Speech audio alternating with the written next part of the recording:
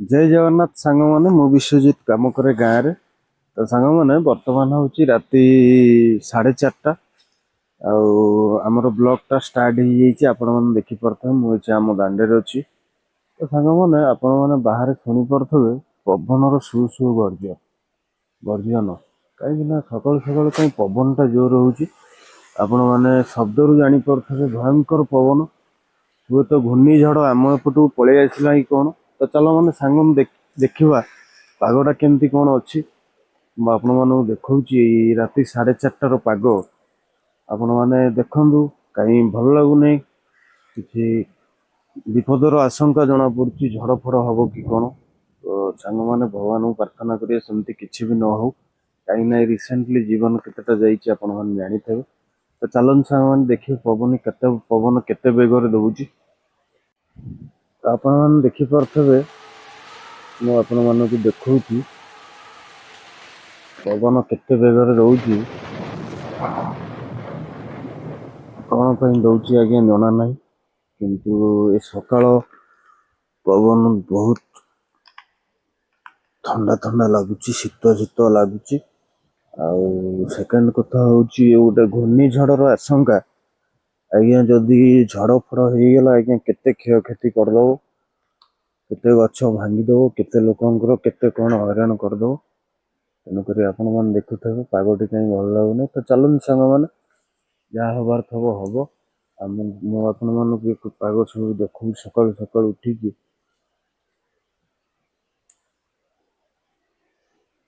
आपण मानू आमर ओम नमो भगवत वासुदेवाय आम वासुदेव घर को स्वागत आउ ठाकुर तो पहर पड़ी आपण मैंने सकाल सकाल ठाकुर दर्शन करें ये हूँ आमर चाल घर तो तेणुक से वासुदेव को प्रणाम करी प्रार्थना करवा प्रभु किसी झड़ फड़ न हो कौन किसी क्षति कहार न हो आम सब भगवान पाखे प्रार्थना करवा आमको नहीं सारा विश्व को भले रखु ताले भगवान आमको भले रखा जी आम केवल आमपाई मांगा भगवान आमको किसी देवे ना तो सांग मैंने चलन जीवा अन्य काम करवा देखा कौन कौन हो पवन बेग टी कमी आपण मैंने देखिपे पवन रू जापे नित्यकर्म सारिकी मु बाहर ड्यूटी आपण मैंने देखिपे तो जीवा ड्यूटी ड्यूटी सारिकी पुणी थे घर को आसवा आपण मानक ब्लग्रे आउ एक बढ़िया जिनस आज देखी आज हूँ माँ कनक दुर्गा पीठर बारणी उत्सव आरंभ तो चलतु से माँ को पाखे मुंडिया मारिया तापर देखा सब बारणी प्रस्तुत केमती कौन आपण मैंने मो वीडियो रुहतु आज आपण मानक माँ कनक दुर्गा पीठर होता बारणी उत्सव किसी झलक देखी तो चलन सांग मैंने जीवा देखा बारणी में कौन कौन हो आज हूँ बारणी आम कनक दुर्गा मंदिर को जीवा बोली तो सांग मैंने मुझे पहुँची जाइए आपण मैंने देखिपे ये आज्ञा भक्तर बहुत भिड़ चलगी तेणुक माँ को पाखे आज बारणी उत्सव आपण मैंने देखिपे दूर आज्ञा माँ को मंदिर बहुत बढ़िया देखा तो चलन सांग मैंने टे भीतर बुली आसा कौन कौन सब हो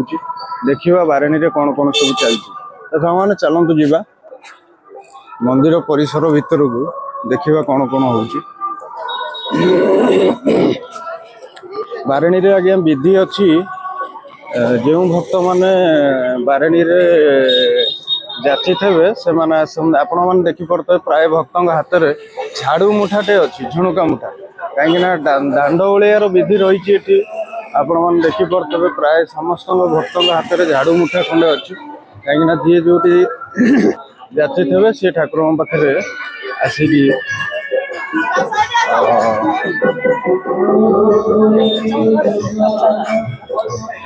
देखिपे केते भक्तों भिड़ जेहेतु आज समस्त दांड ओलिया को आसुँच माँ को पाखक आपण माँ को मंदिर भितर नहीं जाऊँगी आपण मैंने देखिए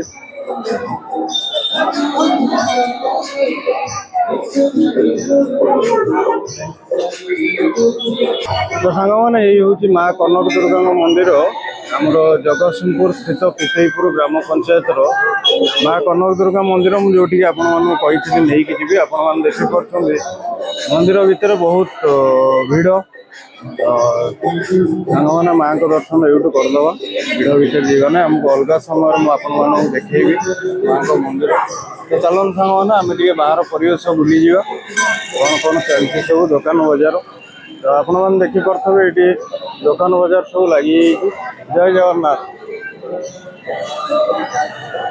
तो सांग मैंने रोड रे भिड़ भी बहुत अच्छे आपण मैंने देखिपे एत भिड़ होगार बहुत असुविधा ये आपण मैंने देखिपे विभिन्न प्रकार झाड़ू मुठा पिंचना सब लोक मैंने दुकान बजार लगे खेलना छुआ तो विराट बड़ पर्व आज्ञा ये बारणी आज्ञा 10 दिन धरी लगी रही 10 दिन 12 दिन धरिकी लगिकी देखिपे ये परिवेश मुझे देखा जेहेतु रोड बहुत सर्टकट तेणुक जावा आसबार बहुत असुविधा हो तो आज्ञा एति नुहे यहाँ आज्ञा मंदिर फ्रंट देखिले कि बैक साइड रे बहुत किसी अच्छी मीना बजार यात्रा भी हुए तेणुक तो चलन सांग मैंने आम टे बुली आसा देखा कौन कौन हो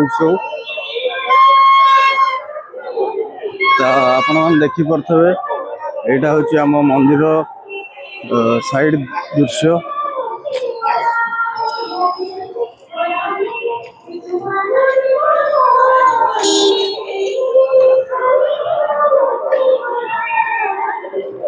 चलन सांग मैंने टे आम बैक साइड रू बुली आसा कौन कौन हो देखीद तापर ये संध्या बेले आसिले बहुत किसी दृश्य अच्छी जहाँकि आम मैंने देखा पाइबा तो बर्तमान आम कि झलक मुझे देखे दूची तापर मुझे अधिका देखेबी खाली जस्ट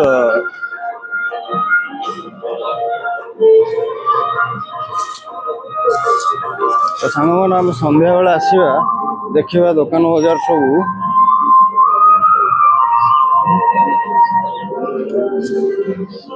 यहाँ हूँ आज्ञा मंदिर पछपट दृश्य आपण मैंने देखिपे यहाँ हूँ मंदिर बैक साइड जो कनक दुर्गा हाट बसे आपण मैंने देखिपे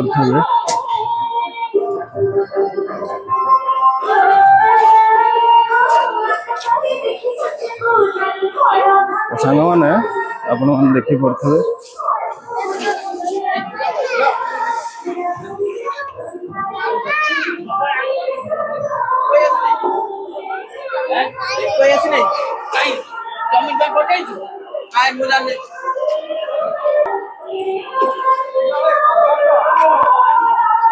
सांग मैंने एपटे आपण मैंने देखिपे बहुत दुकान बजार लगी जोटा आम राति आसिक देखा भल भाव में खाली आपण मानू टे झलक देखुची आपण मैंने देखिपे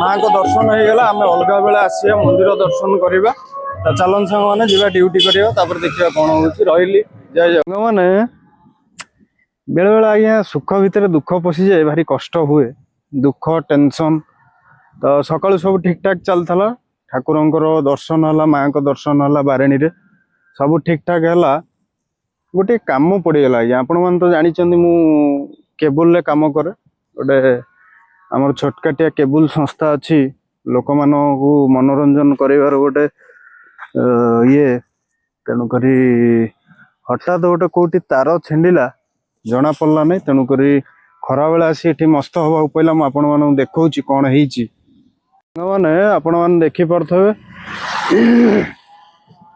ये गोटे बॉक्स आपण मैंने देखुं छिंडी जाइए तार किसी कोर छिंडी जाइए जहाँकि लोकंर टीवी बंद काली ठू अच्छी काली जेहेतु से संध्या बेले फोन कले आ किसी करी हैला नहीं एबे मिस्त्री की डकई देखा जो कौन हो डाउट हो छिंडी कि आउ कौटी छिंडी ठीक से जना पड़नी तो सांग मैंने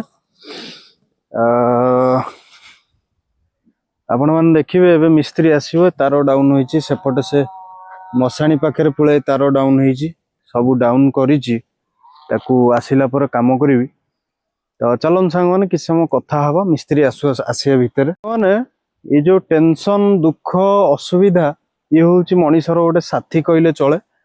କାହିଁକି ନା ଯଦି ଦୁଃଖ ନଥିବ ଆମେ ସୁଖର ଅନୁଭୂତି କିଛି ଜାଣିପାରିବା ନାହିଁ। ତେଣୁକରି ସେଇଥିପାଇଁ କହିଛି ସୁଖ ଦୁଃଖ ସବୁବେଳେ ଭାଇ ଭାଇ। ଆପଣମାନେ ଚିନ୍ତା କରୁନାହାନ୍ତି, ଯଦି ଦୁଃଖ ନଥାନ୍ତା ଆମେ ସୁଖ ଗୋଟେ ଜିନିଷ ଅଛି ବୋଲି ଜାଣିଥାନ୍ତେ କି? ତେଣୁକରି ସବୁ ଜିନିଷ ଆସିବ, ଟେନସନ୍ ଆସିବ, ଆଉ ଏଣେ ପୁଣି 3ଟା ବେଳେ ଡ୍ୟୁଟି ଟାଇମ୍ ହେଇଯିବ, ସବୁ କିଛି ମ୍ୟାନେଜ କରିବାକୁ ପଡ଼ିବ। ସେପଟେ ଡ୍ୟୁଟି ଯିବାକୁ ପଡ଼ିବ, ଏପଟେ ଆମର ଏ କାମ ବି କରିବାକୁ ପଡ଼ିବ। କଷ୍ଟ ଟିକେ ଅବଶ୍ୟ ହେଉଛି, ତ କିନ୍ତୁ ଆଜ୍ଞା କଷ୍ଟ କରିଥିଲେ ଭବିଷ୍ୟତରେ ଆମେ ଗୋଡ଼ ଉପରେ ଗୋଡ଼ ପକେଇ ବସିବା।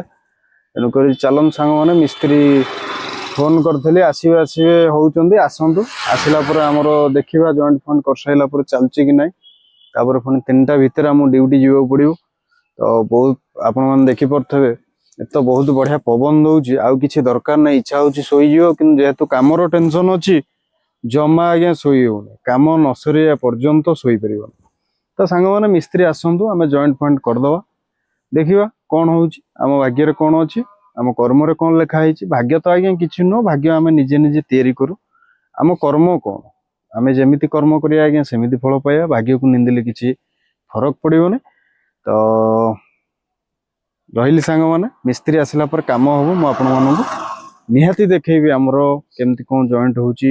ଆମର ଏଇ ଛୋଟକାଟିଆ ବିଜନେସରେ କ'ଣ କ'ଣ ସବୁ କାମ ହୁଏ ଆପଣମାନଙ୍କୁ ନିହାତି ଦେଖେଇବି।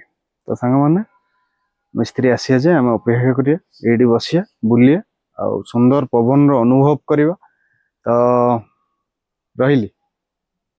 ଆପଣମାନେ ଭଲ ଭାବରେ ଜାଣିଛନ୍ତି ଏଇଟା ହେଉଛି ଆମର ଭିଡ଼ିଓ କରିବାର ସମୟ, କିନ୍ତୁ ଯେହେତୁ ଆଜ୍ଞା କର୍ମ ଆଗ, ସେ ବି ଗୋଟେ କର୍ମ, ଏ ବି ଗୋଟେ କର୍ମ, ତ ତାର ତ ଛିଣ୍ଡିଛି ଆପଣମାନେ ଜାଣିଛନ୍ତି। ଯେହେତୁ 10-15 ଲୋକ ଆମ ଉପରେ ନିର୍ଭରଶୀଳ, କେଉଁଠି ଦେଶ ବିଦେଶର ଖବର, ଯୁଦ୍ଧ, ଭଲ ମନ୍ଦ ବିଷୟରେ ଜାଣିବା ପାଇଁ ଗୋଟେ ଲୋକ ଟିଭି ଲଗାଏ। ତେଣୁକରି କାଲିଠୁ ଯେତେବେଳେ ବନ୍ଦ ହେଇ ପଡ଼ିଛି, ସର୍ବପ୍ରଥମ ଆମକୁ ଯେଉଁ 15 ଜଣ ଭରସା କରିଛନ୍ତି ତାଙ୍କ ଭରସା ରଖିବା ଦରକାର। ବ୍ଲଗିଂ ତ ଚାଲିଛି ଆଜ୍ଞା, ବ୍ଲଗିଂ ବି ଚାଲିବ। ଆଉ ଅବଶ୍ୟ ଆମର ଯେଉଁ ସର୍ଟସ ସୁଟିଂ ହୁଏ କି କୌଣସି କମେଡ଼ି ଭିଡ଼ିଓ ସୁଟିଂ ହୁଏ ସେଇଟା ଆଜି ହେଇପାରିବ ନାହିଁ। ପିଲା ବି ମୋତେ ଫୋନ କରିଥିଲେ, ଆଉ ଭାଇ ତମେ କେଉଁଠି ଅଛ? ମୁଁ କହିଲି ଆଉ ମୁଁ ତ ଏଇଠି କାମ ଉପରେ ଅଛି, ତ ଆମମାନେ ଯାଇକି ପହଞ୍ଚୁଛୁ, ଦେଖାଯାଉ। ସାଙ୍ଗମାନେ ପିଲାମାନେ କହିଛନ୍ତି, ତଥାପି ଆଜ୍ଞା ପିଲାମାନେ ଆମର ଯେତେ ପିଲା ବି କାମ କରୁଛନ୍ତି ସେମାନଙ୍କୁ ଷ୍ଟ୍ରିକ୍ଟଲି କୁହାହେଇଛି ତମର, କାହିଁକିନା ଆମର ଆଜ୍ଞା ଏଥିରୁ କିଛି ଇନକମ୍ ବର୍ତ୍ତମାନ ହେଇନି କି ହବ ବୋଲି କୌଣସି ଆଶା ନାହିଁ, କିନ୍ତୁ ଆମେ ଡେଭଲପମେଣ୍ଟ କରିବୁ, ଆମେ ଲୋକମାନଙ୍କୁ ହସେଇବୁ, ଆଉ ଲୋକମାନଙ୍କ ସାଥିରେ ରହିବୁ, ଆଉ ଲୋକମାନଙ୍କୁ କିଛି ନା କିଛି ଭଲ ଶିକ୍ଷା ଦେବୁ, ପ୍ଲସ୍ ଆଉ ଆମେ ହସେଇବୁ। ହସେଇବା ତ ଆପଣମାନେ ଜାଣିଛନ୍ତି, ଲାଫିଂ is the best medicine for health. ଯଦି ଗୋଟେ ମଣିଷ ହସୁଥିବ, ସବୁବେଳେ ସୁଖରେ ଥବ, ତ ସେ ଆମେ ମେଡିସିନ ତ ଦେଇପାରିବୁ ନାହିଁ, କିନ୍ତୁ ଆମେ ଗୋଟେ ଏଭଳି ମେଡିସିନ ଦେବୁ ଯାହାକି ମଣିଷ ହସିବା ଦ୍ୱାରା ତାର କିଛି ଦୁଃଖ ଭୁଲିଯିବ। ଯେତେବେଳେ ଦୁଃଖରେ ଥବ ଆମ ଭିଡ଼ିଓ ଟିକେ ଦେଖିଲେ, ହସିଦେଲେ, ତାର ସବୁ ଦୁଃଖ ଦୂରେଇଯିବ। ଏଇ ହେଉଛି ଆମର ପ୍ରୟାସ। ଆମେ ସବୁବେଳେ ଚାହୁଁ, ଆମେ ଆଜ୍ଞା ଚାହିଁଲେ ବି ଖରାପ ଲାଙ୍ଗୁଏଜ ୟୁଜ୍ କରିପାରିବୁ, ଖରାପ ଜିନିଷ କରିପାରିବୁ। ତ ସାଙ୍ଗମାନେ ସେଗୁଡ଼ା ସବୁ କରିକି ଆମକୁ କିଛି ଫାଇଦା ମିଳିବନି। ଯେତିକି ଦିନ ଆମେ ବଞ୍ଚିବୁ ଭଲ ନାଁ କରି ବଞ୍ଚିବୁ। ତ ଆମର ସମସ୍ତ ପିଲାଙ୍କୁ ବହୁତ ଏଜ୍ କମ୍, ଆଉ ସେମାନେ ପାଠଶାଠ ପଢ଼ୁଛନ୍ତି, ସେମାନଙ୍କୁ କୌଣସି ବାଧ୍ୟବାଧକତା ନାହିଁ କି ତମେ ପ୍ରତ୍ୟେକ ଦିନ ଭିଡ଼ିଓ କରିବାକୁ ବାଧ୍ୟ, କାହିଁକିନା ଆମର କୌଣସି ଅଧିକାର ନାହିଁ। ଆମେ ଚ୍ୟାନେଲ ଖୋଲିଛୁ, ଆମର ସମସ୍ତ ପିଲା ସେଥିରେ ଏନଗେଜ୍ ହେଇଛନ୍ତି, ଭିଡ଼ିଓ କରୁଛନ୍ତି, ନିଜ କଳା ପ୍ରଦର୍ଶନ କରୁଛନ୍ତି। ଆଉ ସବୁ ପିଲାମାନଙ୍କୁ କୁହାହେଇଛି ତମେ ସବୁବେଳେ ତମର ଏକ୍ସଟ୍ରା ଟାଇମରେ ଆସିବ, ଆମେ ଭିଡ଼ିଓ କରିବା, ଲୋକମାନଙ୍କ ପାଇଁ ଏଣ୍ଟରଟେନମେଣ୍ଟ କରାଇବା ଆମର ଏକ୍ସଟ୍ରା ସମୟରେ। ତ ତେଣୁକରି ପିଲାଙ୍କର ଯେତେବେଳେ ଏକ୍ସଟ୍ରା ସମୟ ରହୁଛି ସେମାନେ ଆସୁଛନ୍ତି, ତାଙ୍କର ସେ ଭବିଷ୍ୟତ ଦେଖନ୍ତୁ, ପାଠ ପଢ଼ନ୍ତୁ। ତା ସହିତ ଆମେ ଯଦି କିଛି ଲୋକମାନଙ୍କର ସେବାରେ ଲାଗିପଡ଼ିବା, ସୋସିଆଲ ମିଡ଼ିଆରେ ଇନଭଲ୍ଭ ହେଇପାରିବା। ତ ଦେଖାଯାଉ, ପିଲାମାନେ ଯଦି ଆସିଲେ ତାପରେ ଆମେ ଚିନ୍ତା କରିବା ଏଇଠି ଛୋଟ କ'ଣ କଣ୍ଟେଣ୍ଟ କରିବା ପାଇଁ। ତ ସାଙ୍ଗମାନେ ଚାଲନ୍ତୁ ଭିଡ଼ିଓଟି ଆଗେଇ ନେବା। ସାଙ୍ଗମାନେ ଆମର ମିସ୍ତ୍ରୀ ଆସିଗଲେ, ଯାହାକୁ ଏତେ ସମୟ ଧରି ଆମେ ଅପେକ୍ଷା କରିଥିଲୁ। ଚାଲ ଯିବା ଦେଖିବା କୋଉଠି କ'ଣ ଛିଣ୍ଡିଛି। ଛିଣ୍ଡିଛି ସେଟା ମାରି ସାରିଲା ପରେ ଜଣା ପଡ଼ିବ। ସେପଟ ଚାଲୁଛି ପରା। କେବଳ ବାସୁଆନାର ବନ୍ଦ ହେଇଛି।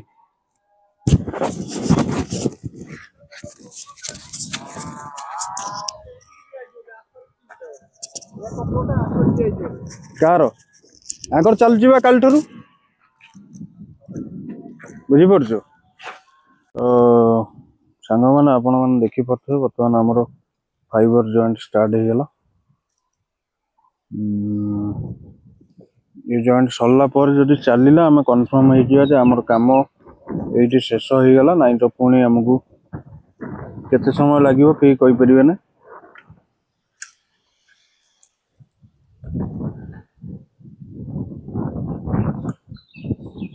ଆମେ ଫାଇବର ଜଏଣ୍ଟ ଆଉ ଗୋଟେ ଭିଡିଓ ପକେଇଥିଲେ ଥରେ ନା।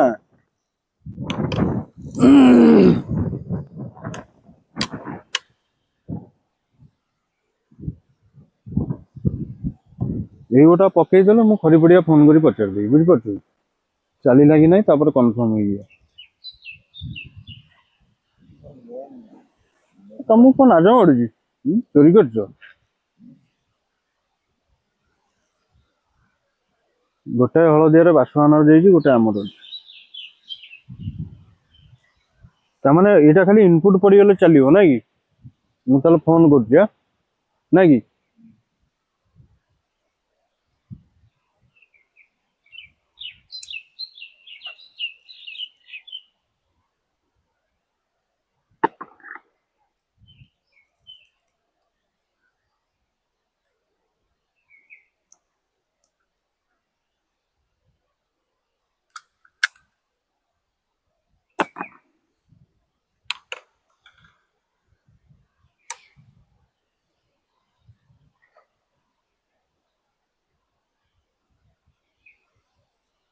ବନ୍ଦ ହଉନି।